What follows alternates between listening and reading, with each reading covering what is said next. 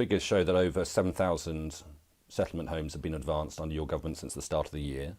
You know, and these are widely criticised internationally, publicly and privately to you. They contravene international law.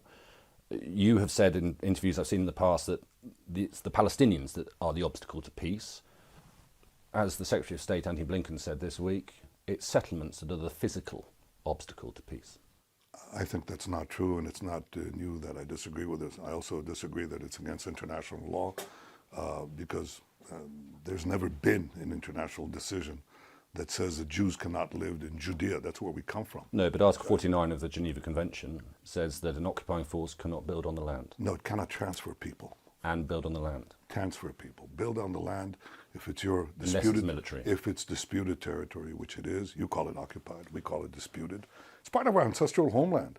I mean, we've only been attached to it for, 3,000 years. King David established our capital here in Jerusalem only 3,000 years ago. We're not the Belgians in the Congo or the Dutch in Indonesia.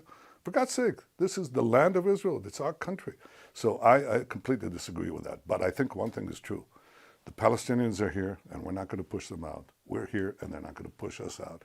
But that's not the reason that successive governments, were unable to make peace. After all, they were here. They weren't building. They were freezing.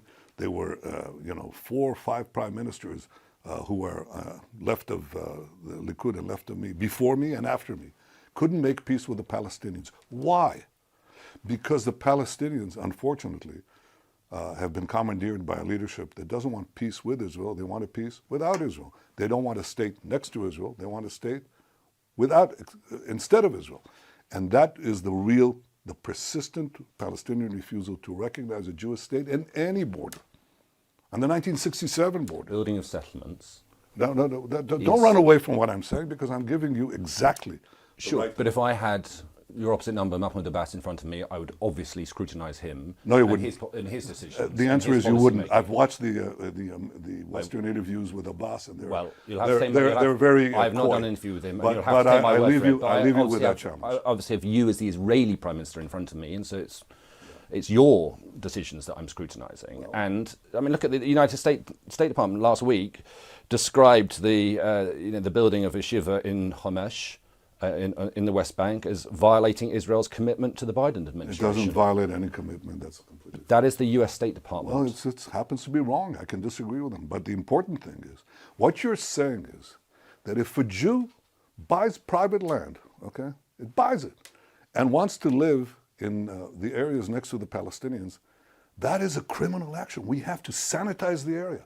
We have to make it ethnically cleansed. If I said to you the Jews cannot buy land anywhere in the world, in London or Paris and so on, you would go and you would be outraged.